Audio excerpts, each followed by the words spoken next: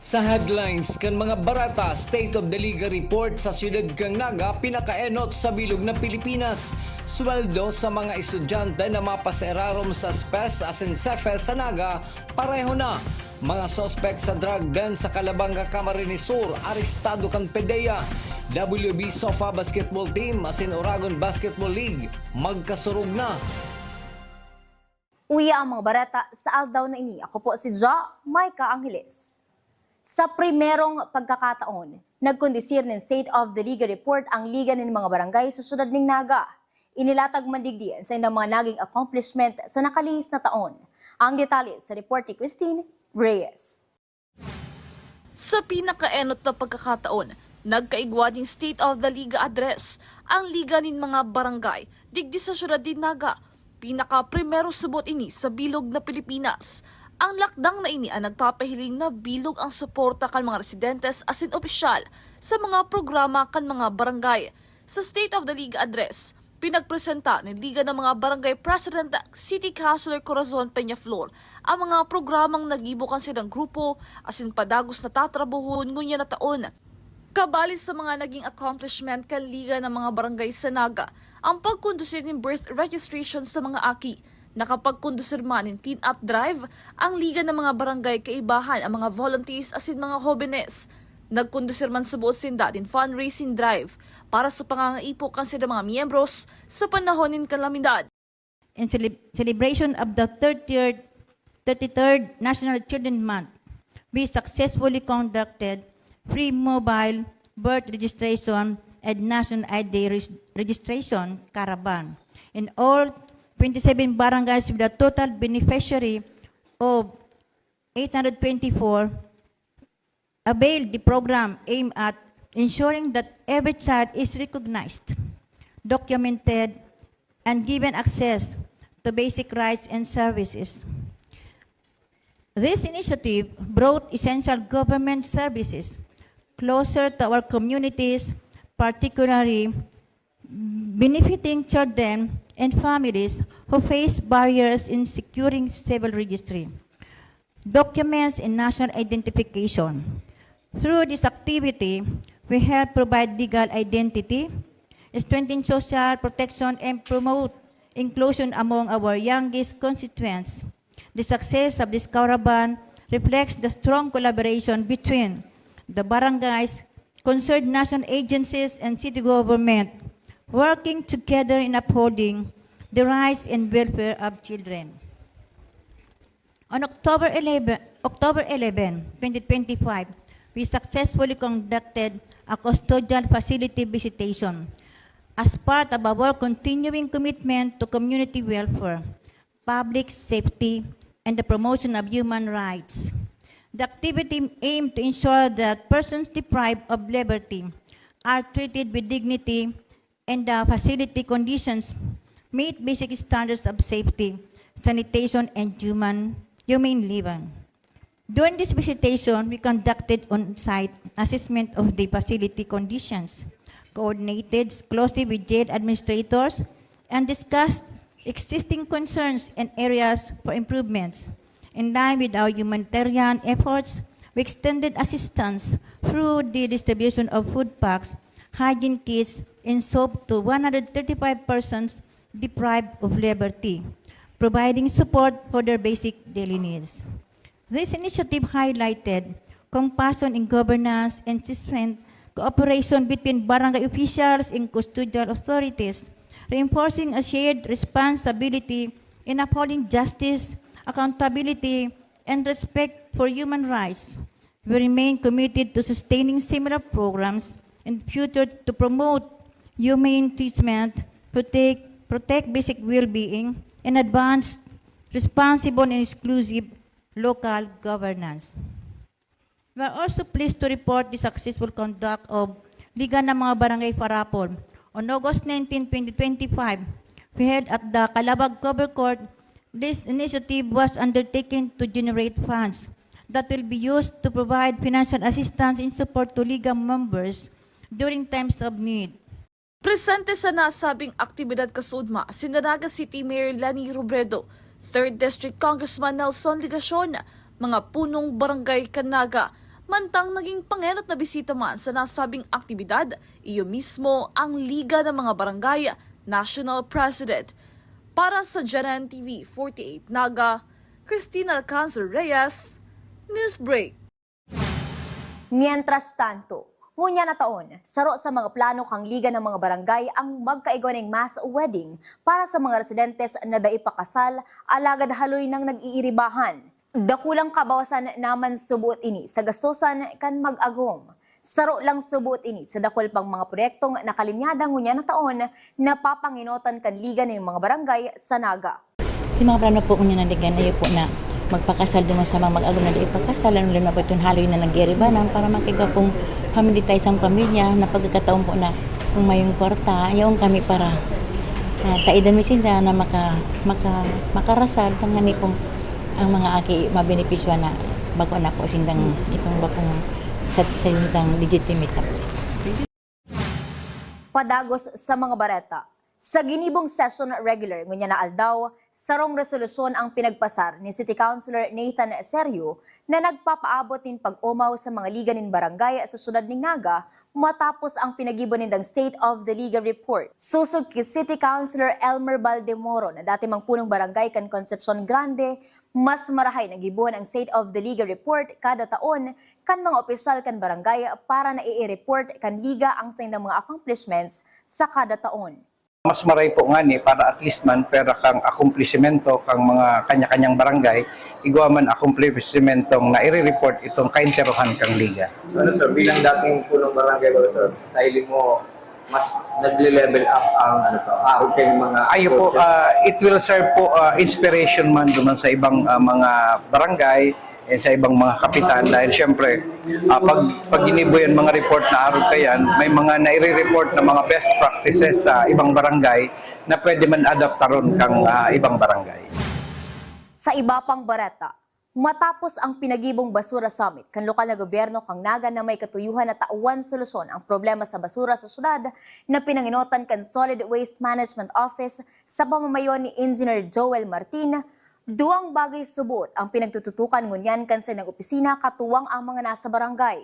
Iniiyo ang schedule kan pag-apunin basura asin ang pagsuruay kan mga basurang nalalapa, dai nalalapa asin ang basurang nalapa na. Kung may mga suggestion kita duman, inot na inot po si strict implementation kang segregation, dapat po nasusunod. Dapat po si oras kang pag-apon kang basura, dapat po nasususun. Si klase kang basurang dapat iluwas on a daily basis, dapat po na nahihiling. Asin ang pingihiling na po kaya, dakulao na maray sa partisipasyon kang barangay.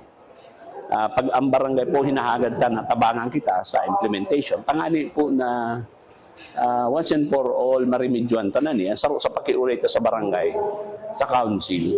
Pag oras po kang pag-apon, asin aldaw kang pag-apon kung anong klaseng basura ang iluluwas, dapat po on time, and pag nakaagi na po si garbage collector tatabangan na kita kang barangay. Nasabihan po si constituents na sa sunod na lang na pagluwas. Padagos sa mga barata. Inaprobara na kan sangguni ang panlunsod kang Naga ang ordinansang nagpapareho kan mariresibing sweldo kan mga estudyante na makakapasar sa summer job program kan lokal na gobyerno kang Naga, ang Special Program for Employment of Students as in Summer Employment for Enrollment na may parehong requirement as in trabaho ang makakaresibe na subuot ng parehong sweldo. Ang mga estudyante nakabali sa nasabing programa ang matrabaho sa mga opisina kan syudad asin pribadong kumpanya sa laog ng 20 dias. Ang programang ini may katuyuhan para matabangan ang mga estudyante sa indang pag-eskwela. Ito po ang pagparehas kang sweldo, kang SPES and SEPE na dati po magkaiba si rate kaiyan. Ang SPES nagsesweldo ng 615 pesos per day while ang SEPE 415. Pero natutaran po na parehas man si sinusumiter nindang requirements, same man itong scope kung sa indang trabaho, kaya lang magkaiba po ang sweldo dahil ang SPES may 40% share from the Department of Labor and Employment, pero ang SEPE po gabos lang siya shouldered by the city government of Naga. So with this ordinance po, parehas na ang sweldo ninda. So dako lang na bagay po kaya duman sa mga SEPE beneficiary. Sa samuyang pagbabalik, ashfall hali sa Bulkang Mayon na matian sa probinsya kan Albay, Kasubanggi. Yan ang sinibapang ng ngenot ng mga barata, digilang sa GNN TV48 Naga, News Break. The digital age is here. They warn us of a cold, efficient world where the human touch is lost to automation. But we refuse to accept that choice. At Naga College Foundation, we believe the best future is one led by heart. We equip you with the skills you need to thrive. From our dynamic programs in finance and business, to the hands-on fields of IT and engineering, through our vital health sciences, our justice programs in criminology, and the crucial roles of education in the arts, we cover the entire spectrum of tomorrow's workforce. Here, you don't just become future ready, you become a worker with empathy, a leader who understands that technology must serve humanity. Choose the college that prepares you not just for the job, but for the world. The future is here at NCF. Enroll at Naga College Foundation. Let us build a brighter, kinder tomorrow. The future is a race. At Naga College Foundation, we don't just keep up, we set the pace and we change the game. College of Business and Management, where ideas grow into enterprises. College of Teacher Education, shaping minds that shape the nation. College of Health Sciences, where compassion meets innovation. College of Engineering, designing solutions that redefine tomorrow. College of Arts and Sciences, fueling creativity, culture, and connection. College of Accountancy and Finance, empowering the economy through mastering numbers and market. College of Criminal Justice Education, protecting communities with excellence and integrity. College of Computer Studies, coding the language of the future. And with NCF micro-credential programs, you don't just wait for the future, you leap into it. Gain and demand skills fast, short, powerful, and flexible. Designed to fit your life and fuel your career. 8 colleges, endless possibilities, and micro-credentials to keep you ahead of the game.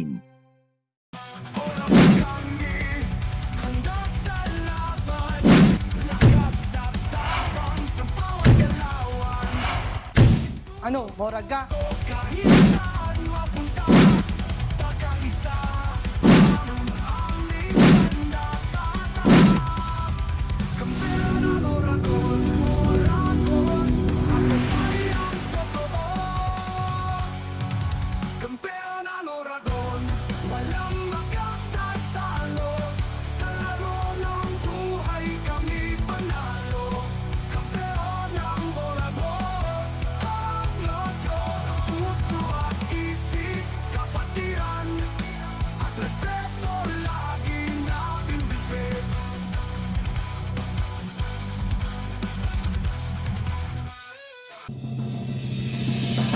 Magkaibahan mo dyan sa custodial facility kang Pasado alauna in Major League pag-aaral ng sinabi ng exception sa investigation. ang apektado kang Newsbreak. Sa pagpapadagos kan mga bareta, tulos inabisuhan kan Legazpi City Disaster Risk Reduction and Management Office ang mga residentes na maggamiting N95 face mask o anuman na basang tela para maprotehiran ang sa indang mata o lawas huli sa nangyaring ashfall Kasubanggi hali sa Bulkang Mayon. Padagos na kataas ang Alert Level 3 status sa Bulkang Mayon huli kan pag-aalboroto kaini. May nahihiling man na pagrasay kan pyroclastic density current hali sa tuktok kan Bulkang Mayon. Padagos sa mga bareta, pinatanidad kan Department of Health Bicol ang publiko na daipagtubudan ang fake accounts kang DOH na nag-endorso subuoting thyroid as in greater supplement. Sa social media post kan DOH Bicol, may subuot sindang pinag-endorsong produkto gamit ang sa inang website. Dapat subuot na maging alerto ang publiko sa mga anunsyo as in tolos i-verify sa mga ahensya kan gobyerno kung totooan sa indang nakuko ang impormasyon.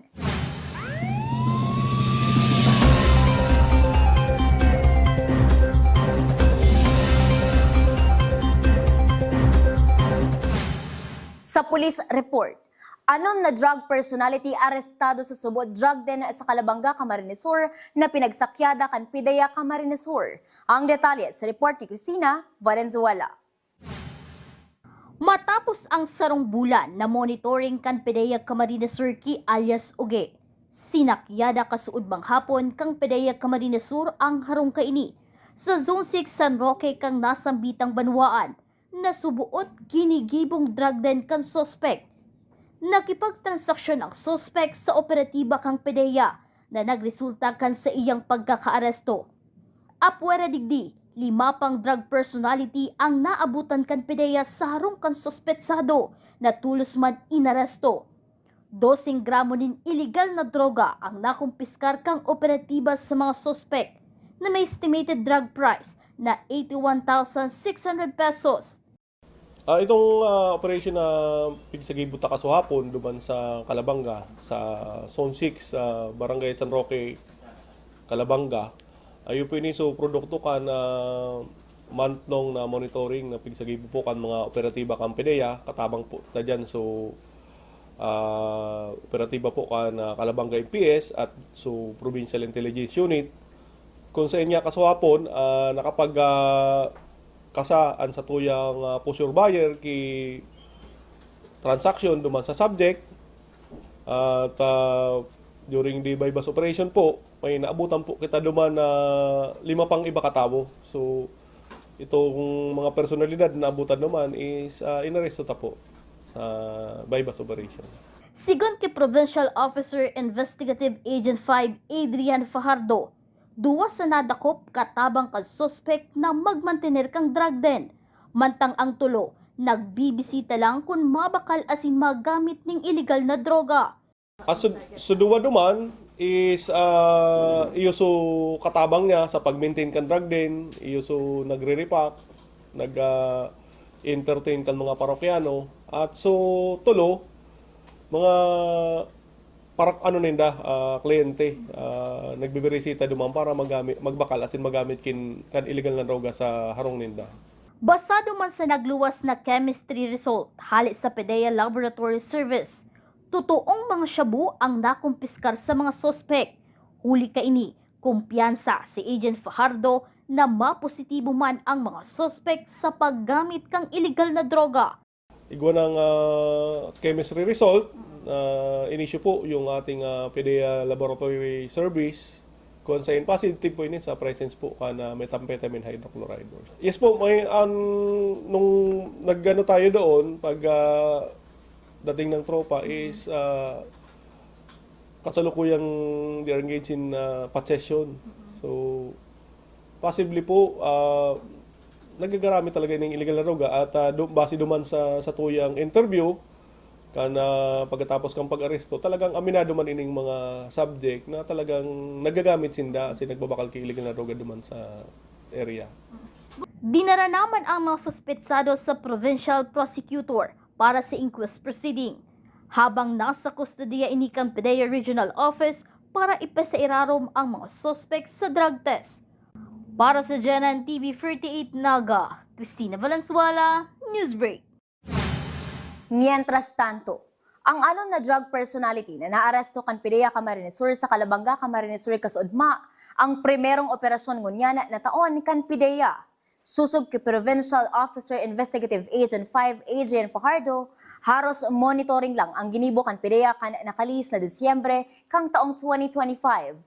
Alagad ngunyana taong 2026. Sasaro-saro ng arestuhon kan PIDEA ang gabos na drug personality sa probinsya kan Camarines Sur sa paagi kan drug buy-bust operation sa oras na makakuanin pusog na ebidensya ang mga operatiba kan PIDEA. Last year, nung December po, more on monitoring tayo, case build up. At ngunyan na taon na dito na pag nakakuha na kitang sufficient na ebidensya para sinda i-subject sa anti-drug operation. Yes po, kasi kan December, kan holiday season, more on case build up po. So pag sagimo ta, nag-kolekta kita kin sufficient na ebidensya para kuwanta talaga ng involved talaga sa illegal drug activity. So ngunyan po, nagsasagibo na po kitang mga anti-illegal drug operation para po may mapapanagot na yung mga personalidad na imbelto pa rin sa pagpabakal ng drugs. Sa iba pang police report, sa syudad ning Naga, saro man na drug personality ang naaresto kang Naga City Police Office sa paagi ng drug buy-bust operation sa Zone 4A Spillway, Barangay Concepcion, Pequeña. Nadakop kan Police Station 2 ang 28 anyos na si Alice Ray matapos makumpiskar sa iya ang anom na plastic sa Sheinin Subo at Shabu na may standard drug price value na 13,600 pesos asin ang 500 pesos na ginamit bilang buy-bust money. Habang pinoproseso pa ang kaso laban sa suspect, temporaryong nakakulong ini sa custodial facility kan Police Station No. 2 kang Naga City Police Office.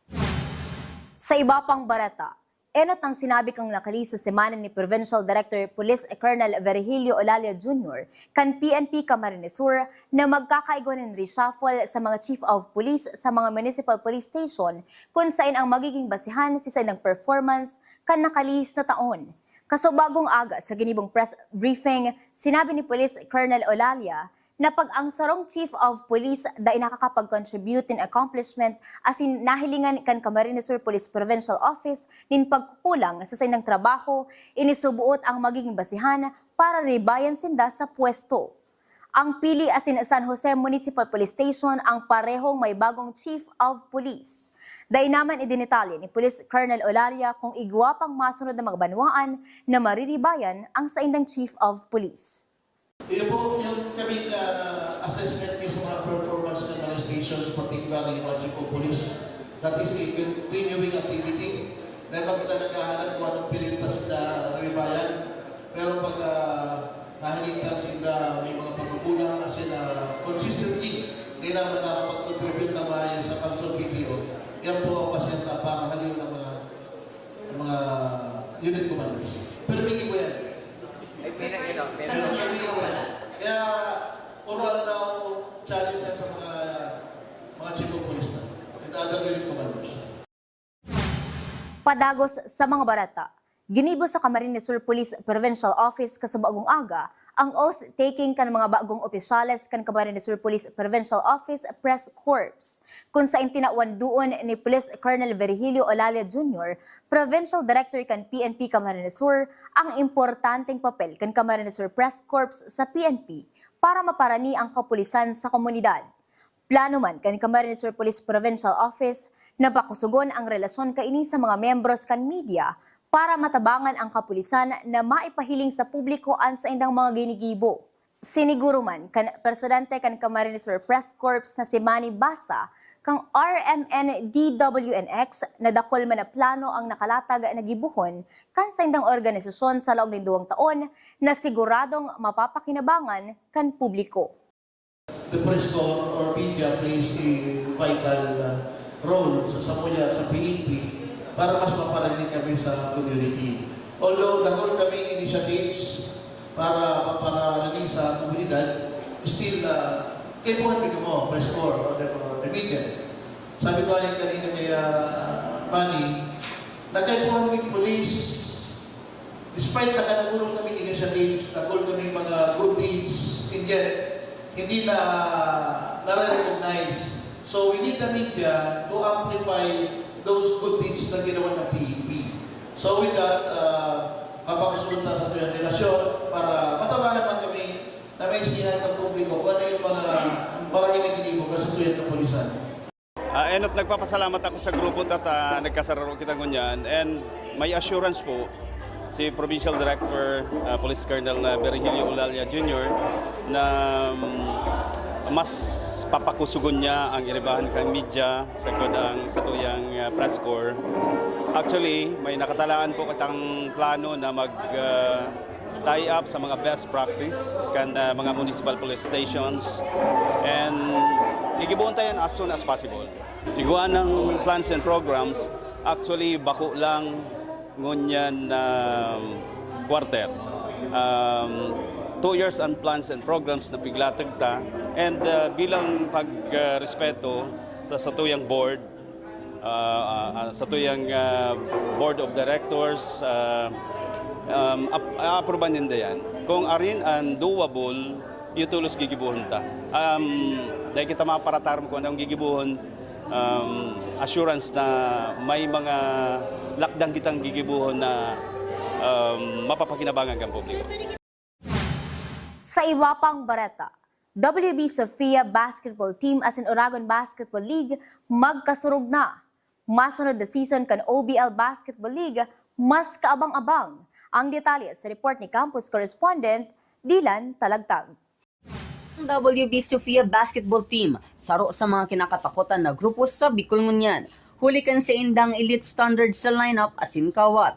Antibay na ini dadarahon sa Oragon Basketball League o OBL. Nakaaging simana sa Paracali, Camarines Norte, ginibo ang signing kan Memorandum of Understanding kan WB Sofia Gold Trans BTS Bicol asin OBL para pakusugon ang mga paabuto na liga sa Naga City na dapat abangan kan basketball fans.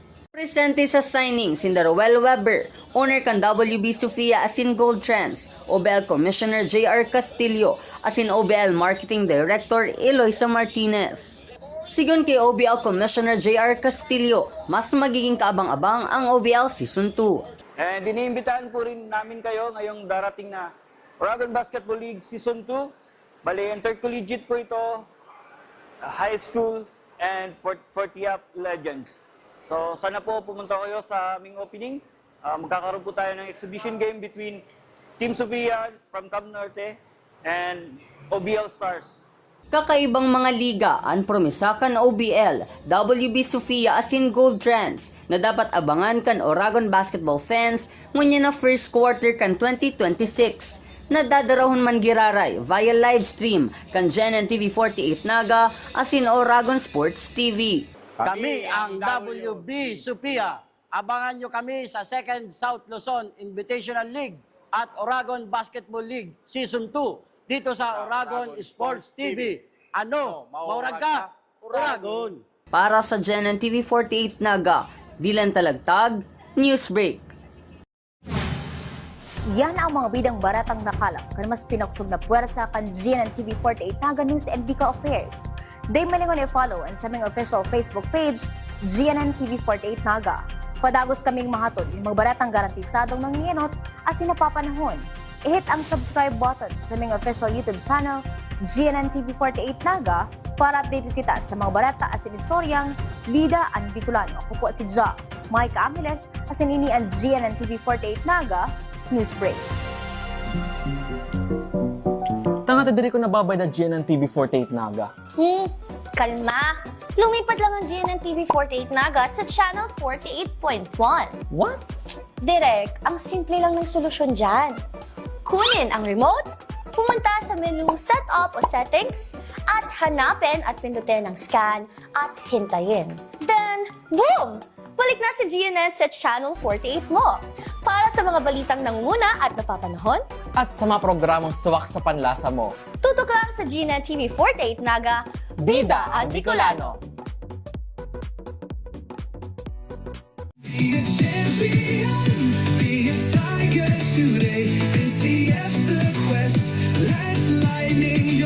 At the Naga College Foundation Basic Education Department, we provide an environment where innovation is nurtured and resources promotes collaboration and discovery. Our students benefit from hands-on learning in cutting-edge science and technology laboratories, bridging theory with practical application. We maintain a supportive institutional framework, ensuring a safe, clean, and academically focused atmosphere for every student. Beyond academics, our comprehensive facilities, including sports, develop leadership, teamwork, and discipline. NCF is proud to be a LASO accredited institution, a recognized mark of excellence and high-quality education. This is Naga College Foundation Basic Education Department. Changing the game. At NCF, we're all about that holistic grind. Hands-on training, real-world experience, and affordable education that gets you industry ready. Shoot to edit? Dito, from concept to screenwriting. From shooting to editing to actual broadcasting, NCF is the first and the only school that has its own operational television and radio stations. No boring stuff, just real skills for the real world. Jika na ba?